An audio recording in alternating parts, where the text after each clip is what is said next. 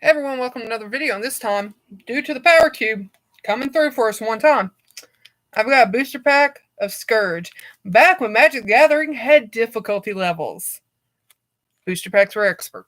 So, this came out in 2003, and on the back it says, Size Matters. Scourge is all about building up to a big payoff. Storm cards repeat their effects for each spell played in a turn, while Dragon-themed cards prove that bigger is better. So it's a 15 card booster pack, and I think back then all 15 cards were cards instead of one being mana. So booster packs were worth your money more back then. Which, I mean, okay, back when I first started playing, I wish mana had come in them, but now I'm like, no. It drives me bad shit. I'm telling you. I am killing you. Oh look, watch as I can't open this shit. Look, kids, don't do that at home. Don't be like me.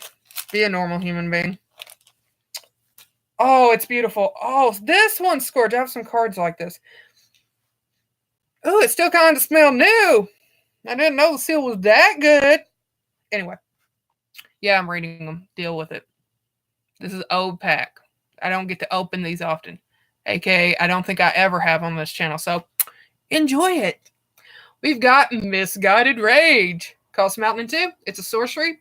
Target player sacrifices permanent. Planeswalkers, do they count as permanents? I'm just saying, like, if you're playing a free-for-all, because, you know, where you just play with whatever deck you got and be like, haha, get rid of it. That would be hilarious, but horrible, and I would love it. Love it. Then we got Hindering Touch, which these are common so far, obviously.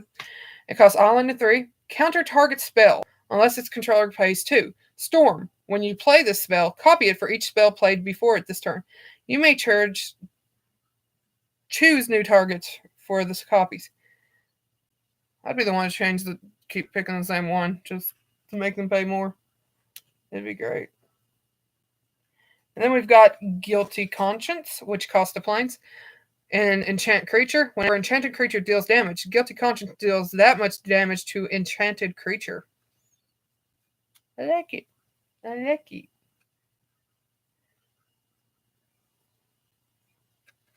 then we've got Dragon Shadow, which costs Swamp in 1. Enchanted creature gets +1/+0 and has fear. It can't be blocked except for artifact creatures and or black creatures. That was a good thing back then, believe me. When a creature with converted mana cost 6 or more comes into play, you may return Dragon Shadow from your graveyard to play, enchanting that creature. So bigger is better brings back this. And then we've got Krosan Drover, which costs 4 and 3. Creature spells you play with converted mana cost 6 or more cost 2 generic less to play, which is nice. I miss these cards, these type of cards. I really do. So I like the designs. I mean, I'm not saying the designs now are bad. I'm just saying I like these two.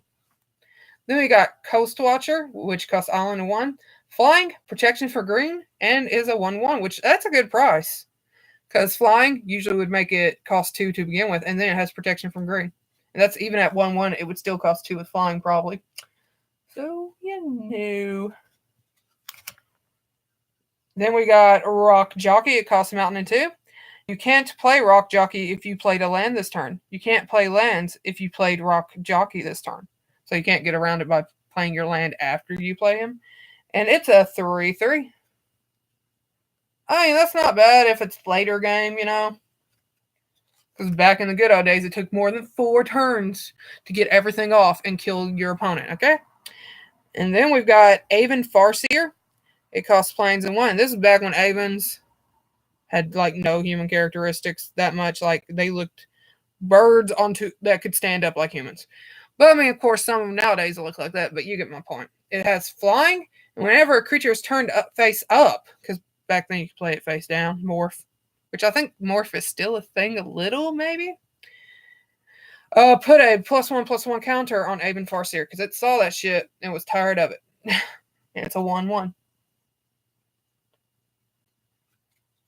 And then we have Clutch of Undeath. It costs 2 swamps and 3.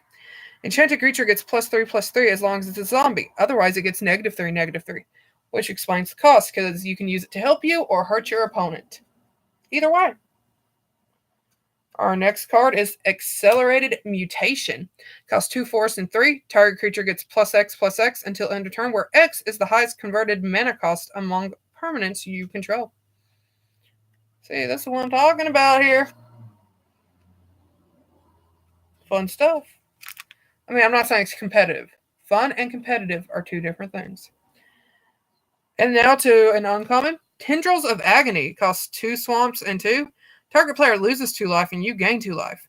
And then, you guessed it, Storm.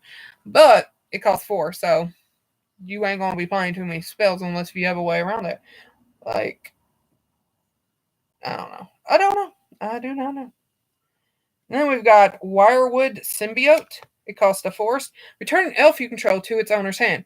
Untap target creature. Play this ability only once each turn, and it's a 1/1. And then we've got Kurgadon. It costs force and 4.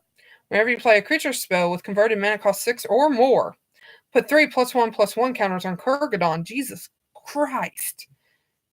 And it is a 3/3.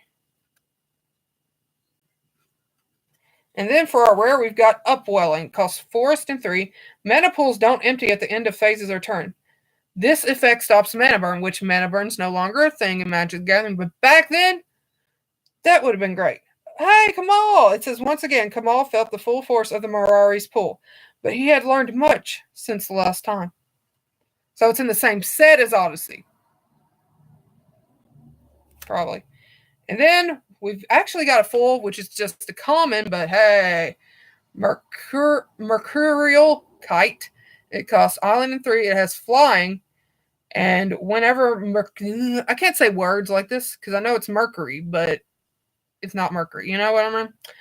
It deals combat damage to a creature. Tap that creature. It doesn't untap during its controller's next untap step. I kind of like that. Shiny. See, this is the old style shinies. Like, it makes me think of, like, is it the hollow or reverse hollow? I get confused with Pokemon where, like, the card is hollow, but the picture isn't. I kind of like that, to tell you the truth. But still. Well, that was a booster pack of Scourge. I never thought I'd actually get to open one on this channel, but baby happy that I did get it from the Power Cube. Even as I was complaining, I admit it. But I got to open it on the channel. I even got a full. Because we all know I'm not going to pull something worth a ton of money. So, good enough for me. I hope you enjoyed this. And I hope you have a nice day. And I hope to see you next time. Bye-bye.